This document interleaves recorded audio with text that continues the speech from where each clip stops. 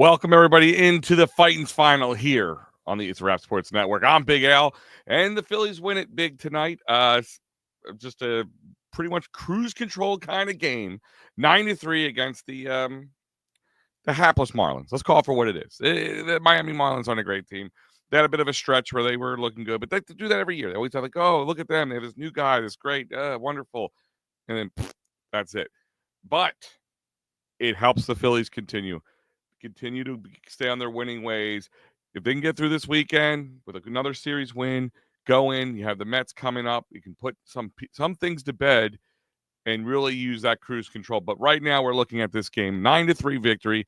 Fighting Phils beat the Miami Marlins. 4 home runs. Hell of a game from Christopher Sanchez. Still like to see that he's bouncing back. And we're going to have a ton of comments to go through tonight. So I'm sure everybody is excited. Big Eagles win yesterday, so going to keep the wins going. Hopefully, we can be Winnadelphia. That'd be great to see. Ryan, what's going on, brother? It's good to see you. Hopefully, we got some comments with you. I know a couple nights you've been having a problem getting on the chat, so I'm glad to see that you are back, my friend. But 9-3 Phillies. Let's talk about Christopher Sanchez. Let's talk about his dominance. I mean, listen, we lost Zach Wheeler. There's no way of getting around that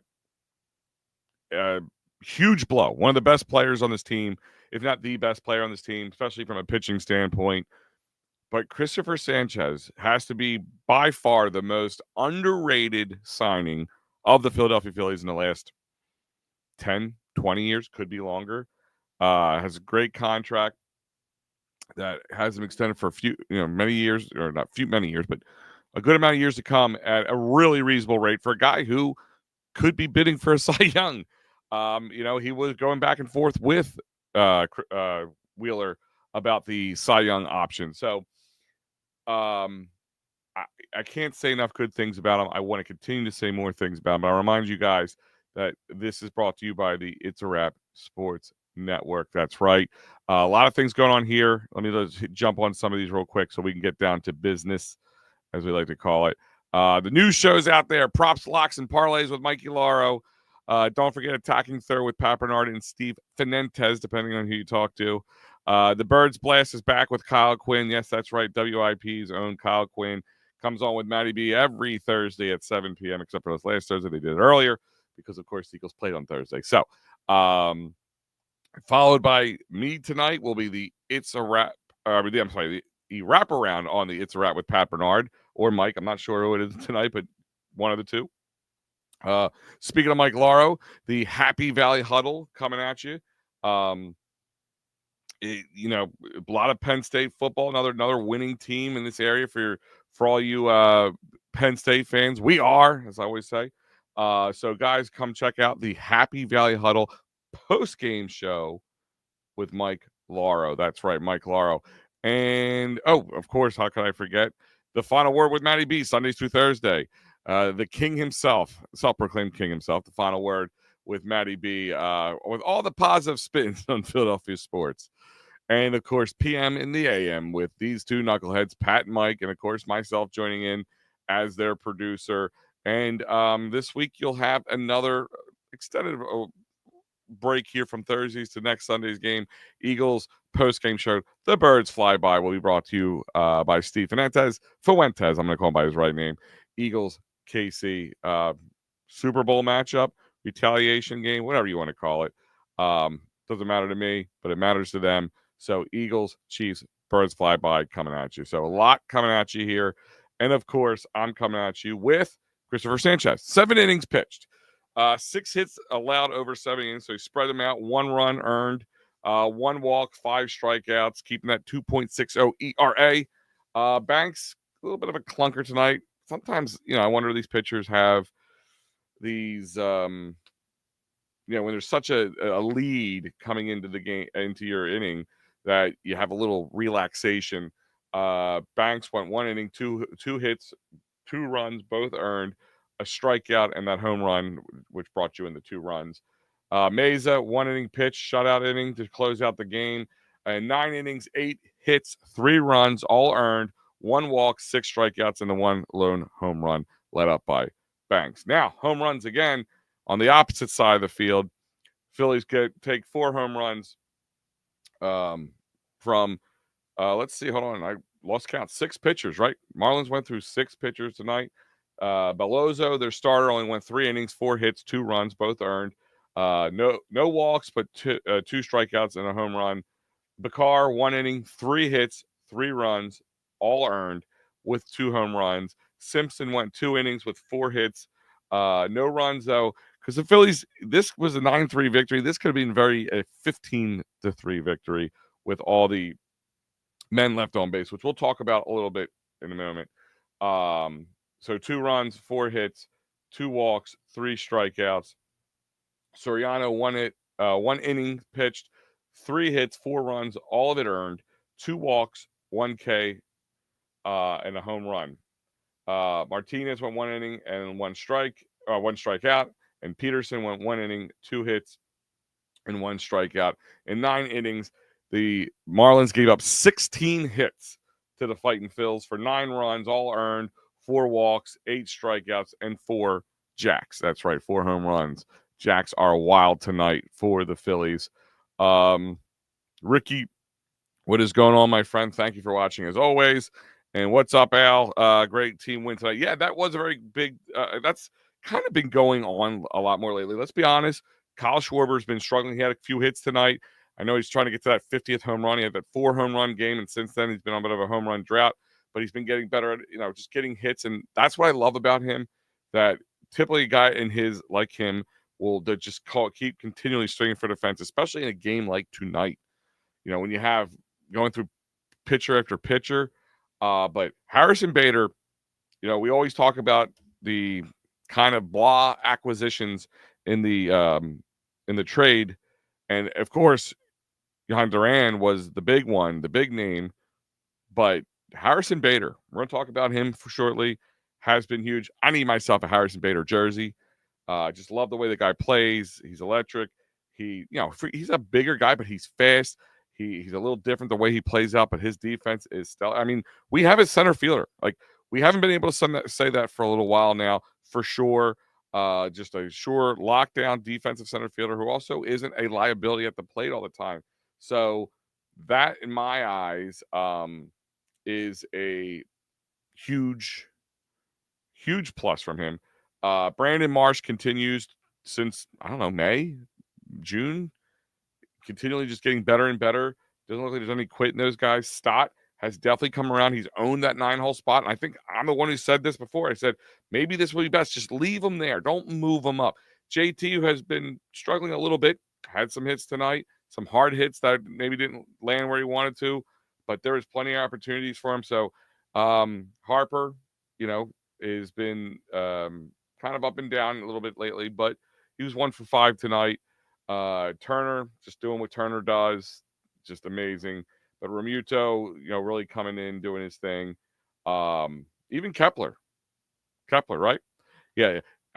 Logan who? That's right. Not hearing too much Logan O'Hoppe conversations as of lately. So that is a plus. Bader starting to keep his hat on out there. Yeah, I mean, again, he's just an all-around really good center fielder. I mean, defensively top notch, could probably be top tier, and he's not a liability at the plate. Not all the time. I mean, not perfect, but he's not a liability at all, and he's actually really good. I mean, he's had 4 multi-hit or 4-run or 3-hit games, 4-hit games, and since he's been here, he's only been here since the end of July. I mean, he hasn't been here long, so he's really owning this position. His positive energy, his newfound energy is just huge for this team. And yes, I think I said earlier, this is definitely a great team win. And that's what you need. These are the kind of team games that will win you playoff games. If your top guys can do okay and the other guys below them can do a hell of a lot better, then that's awesome. That's what you need. That's what this team needs. And it kind of gives you hope after losing a guy like Wheeler that this team could possibly overcome an obstacle like that. not putting the cart before the horse. Game at a time, get to October and take it from there. Things could cool off and we could be whistling the same song we've been whistling for the last couple of years, or it could be a different team. We don't know. Time will tell. But let's look at this. Trey Turner, 4 for 5 tonight with a run scored. He's batting a 305. He's just been Mr. Consistent all season long. Sosa came in for him. He was 0 for 1 on his at bat. Schwarber was 2 for 5 tonight with 2 strikeouts. Harper was 1 for 5 with an RBI scored and 1 strikeout. Wilson came in for him. He didn't bat. Romuto 1 for 3 with a run scored and a walk. Marchand came in. He was 0 for 1 for him. Marsh was 1 for 4, 2 runs scored with a blast of a home run. Just gone. Second deck, the whole 9 yards. See ya. No doubter, as we call them. Just gone. Great souvenir for somebody who was not expecting one tonight. So 2 RBIs scored on that home run, 1 walk and a strikeout. Bader was 1 for 4 tonight, 2 runs scored, 1 RBI, walk. One of the other home runs we talked about, who he had one, and his buddy Brandon Marsh wanted to join the group because him and Marsh went back and forth, almost the same stat line. 1 for 4 for 2 runs scored, 2 RBIs, a walk and a strikeout. Even though Bader struck out 3 times, still had a hell of a game against himself for himself tonight. 2 hits off of 5 for Kepler. Another name, a name that I myself wanted to drive this guy to the airport. Was totally done with everything going with anything named Max Kepler. Wanted nothing to do with him. The man has come into his own. We all get upset about, we put money into this guy, we're stuck with him, and then, he should be gone. We all thought he's either going to get DFA'd or let go, whatever.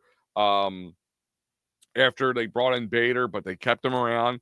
Name you're not seeing on here again, Nick Castellanos. They're really stretching him out. I mean, is he hurt? They feel like he's toast? He's a liability. I give the Phillies a little bit of credit because usually they're like a guy like they pay Castellanos money he's getting paid. They're going to usually force him out of there, but they're not. So that's huge. I'm sure he's going to get some time this week, but they're not. Even in a game tonight, this has been a great game to put him in. But giving Kepler chances, and he's doing it 2 for 5, 2 runs. Another home run for him tonight. 2 RBIs, boom, 2 for 5. 1 strikeout and Stott, 2 for 4 with 1 run scored and 3 RBIs off a 3-run jack that he had and a walk and no strikeouts.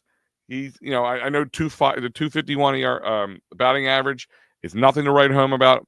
Mickey, what is going on, buddy? But where he was and where he is now, and he's just owning that 9-hole spot, which puts him. It's funny because I got a little grief from certain guys on this network about, having Stott lead off, and they were right about that part. But it's kind of like when the rotation comes around, he's not he's not that automatic out. And then you got Trey Turner right behind him, which gives him a chance to score him or get another guy on base. And then you got Kyle Schwarber cleaning up behind that. So it's really working out for the Phillies at this point in time in that way. And it's been really huge. And tonight, 42 at-bats, 9 runs off of 16 hits. It's and 4 walks and 8 strikeouts. And 8 strikeouts, it's reasonable. It's not a great strikeout ratio, but it's for the Phillies, 16 in this case usually. But just a great all-around team win, and these are the kind of W's that are going to mean a lot. And listen, Miami would love to play spoiler to the Phillies right now. Really, just take away any momentum the Phillies have, make our lives miserable from now until the end of September, and maybe bump us down in the lineup or in the standings, which we're going to talk about in a few moments, and just help make our lives miserable. And you got guys out there, young guys who have jobs they want. Either they're showing off for next year or showing off for the next guy or next team that's looking at them. So they have, nothing to lose. So they can go out there and really just push the limits. Phillies kept it in front of them again. All around, great team win. And with that being said, let's do it. Let's take a trip down the old Broad Street bottom line.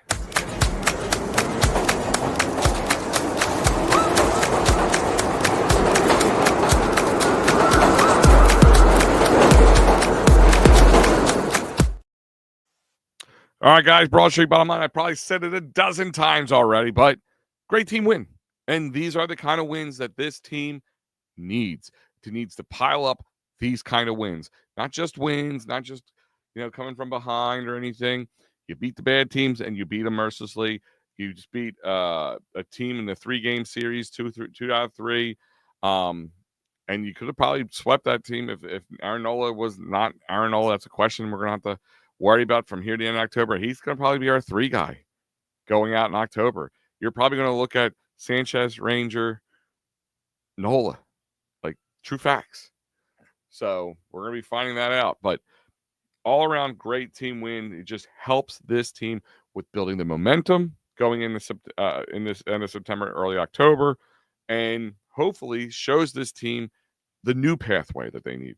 That they kind of had a little bit in the beginning of the season, kind of lost when they started to struggle, and then they got it back and seemed to be like understanding. Just get the ball in play. Schwarber did it tonight.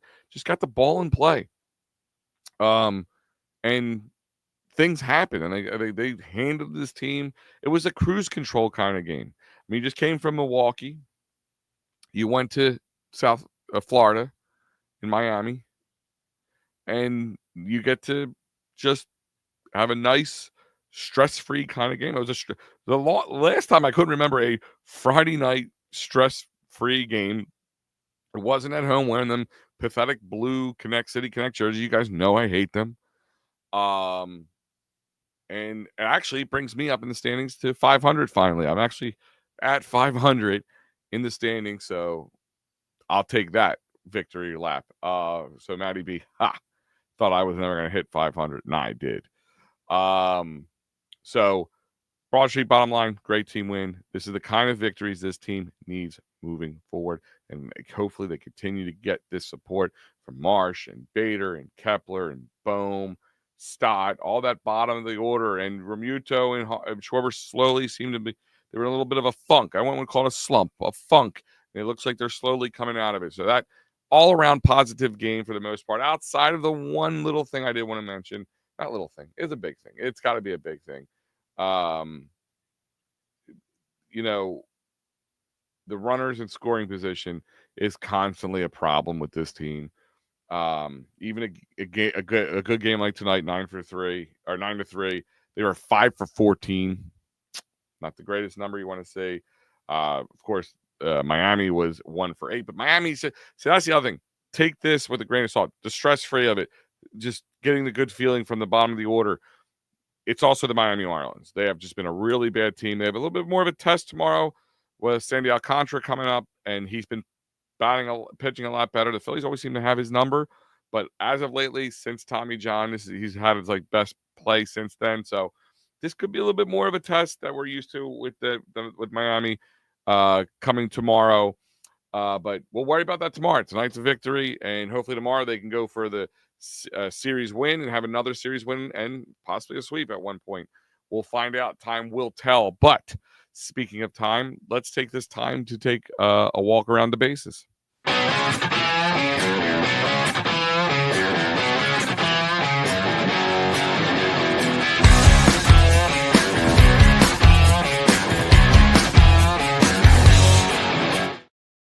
All right, guys, we're going to take a trip around the bases right now. And you know what that means. We're looking at everything going on, either final or currently going on today in Major League Baseball. The Nationals got walloped by the Cubs in Chicago, 11-5. The Mets somehow were up 5-1. Bottom that back end of the bullpen. They had the bases loaded. They were this close to either tying or losing the game, but they actually were able to hold on. 5-4 victory over Cincinnati. The White Sox beat the Tigers 7-5. Brewers beat the Pirates 5-2. Orioles beat the Dodgers 2-1. Blue Jays beat the Yankees 7-1. Of course, Phillies 9-3 over the Miami Marlins, as well as the Atlanta Braves beat the Mariners 4-1 today. The Twins lost to the Royals 2-1, and still ongoing right now is the Guardians and Rays. Guardians are up 7-1 over the Tampa Bay Rays, who actually the Rays have been playing better baseball but lately. So that American League wild card is going to be interesting all the way up to the end. Rangers 3-1 over the Astros right at the end of the seventh, and the Giants are 8-1, 8-1 over the Cardinals. The bottom of the seventh, the Padres are losing the Rockies 2-0 in the top of the seventh.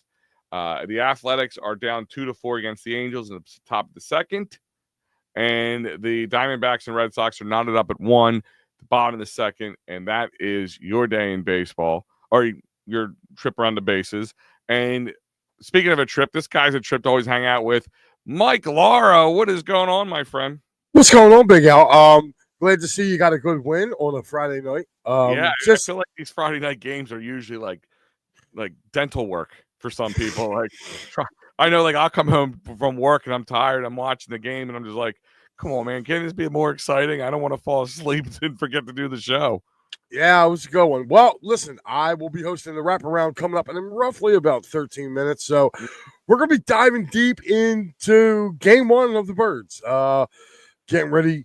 We'll be going over this game as well. Also, we'll look ahead tomorrow. Penn State, they get the ball rolling again against FIU. So, and little time for the Happy Valley Huddle tomorrow, right? I was just telling everybody about that. Yeah. Early game tomorrow too. Noon kickoff. So around 3:30ish, I should be on with the Happy Valley Huddle. Pretty good debut show for props, locks, and parlays. We had a pretty good turnout for that, so that was pretty good. So this week again, me and Paul Spencer will be doing it again. I was actually on College Football Frenzy, my old show over on Out of the Box. I was on that earlier tonight. So kind of giving some updates, and I will have those 3 locks for you again for college tomorrow. I will definitely be talking that in just about, 12 minutes or so. So I wanted to pop in here. So if you guys were here listening to Big Al, I'm coming up next with the wraparound. Yeah, stay tuned, guys. Mike Lara is always bringing it, and he's going to be here tomorrow, and he's going to be here on Sunday. So if you haven't had enough Mike Lara this weekend, buckle in. I've had enough of myself. So, I mean, I can only imagine what these guys are going through. The new Pat. That's because of Pat. Yeah, right. So, all right, now have a good one, my brother, and I will see you guys on the wraparound in about 10 minutes or so. See you shortly, my friend. You got it. That's Mike Lara. So, guys, like he said, stick around in a few moments. We're going to talk a little bit more baseball here, but he's going to talk baseball. He's going to talk that big Eagles win, 1-0 right now. He's going to talk some Penn State, and for you guys, for fun purposes only, you want to talk a little bit about sports bets. He will also have some props locks for you to talk about. So, real quick, let's jump at it, because when I was talking about earlier, the NL East standings right now with the win tonight, they remain 6 games over the Mets at 81-59. They are now 16 games over the Miami Marlins, 18 games over the Braves, and 25 games over the Nationals. But the big thing is wild card standings. So as of right this moment, there's still some games, like I mentioned, going on. So some of this can adjust a little bit, but for the most part, I don't think it will. The only one that's really close to themselves is the Padres and the Mets, where we could make an adjustment based on how the Padres do. But right now, your top 3 division leaders are the Brewers at 86-55, tops in the league at a .610 winning percentage. The Phillies are 81-59, and the Dodgers are 78-62. That's essentially East and West, of course. Your wild card standings is the Cubbies right now at 81-60. That they are got a nice 5.5 game lead in the wild card. So as long as they don't really fall off, they should be in the playoffs one way or the other. But it's going to be hard for them to catch up with the Brewers. They could, but it'd be hard. The Padres are at 76-64, and they are 1 game behind them, and then the Mets are 75 and 65, and they are holding on to that third spot. And the San Francisco Giants are the closest team looking in at 4 games out at 71 and 69. So the Mets have a little room for error, but not too much because they got the Phillies coming up, and the Phillies are probably going to be looking for a little revenge game, I would say, a little revenge series after kind of looking stupid in New York, up in Queens. So uh, if they really need to see if they can hold on and they don't come to South Philly and regret their trip here because it's a 4-game series, and that 4-game series, could be a big difference between A, catching up to the Phillies in any which way, and B, not falling out of it either, because that could swing either way for them. They come and do really well and win the series or sweep the series. That can put them real close to overtaking our first spot. But at the same time, if they get swept or lose 3 or 4, that can get them real close to even falling out of the playoff race. So it's a big series for the Mets and us as well. But to prove that whatever, it was just a bad series, and they just have this weird thing about Queens and Met Stadium or City Field or whatever the hell you want to call it. The Cincinnati Reds, they're at 500 at 70 and 70. They're 5 games out of the wild card spot, and Arizona Diamondbacks are 5.5 games out of wild card spot at 70 and 71, as well as the Cardinals at 70 and 71. If any 3 or 4 of those teams start to surge, could make an interesting end of the NL East. And like I said, the American League East is a little bit tighter. They got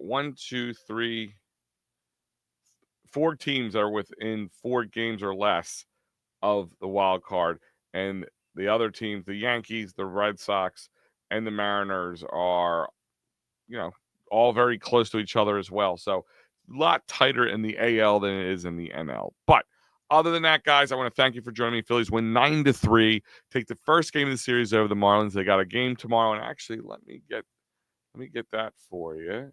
Time for that. It's a 4:10 start.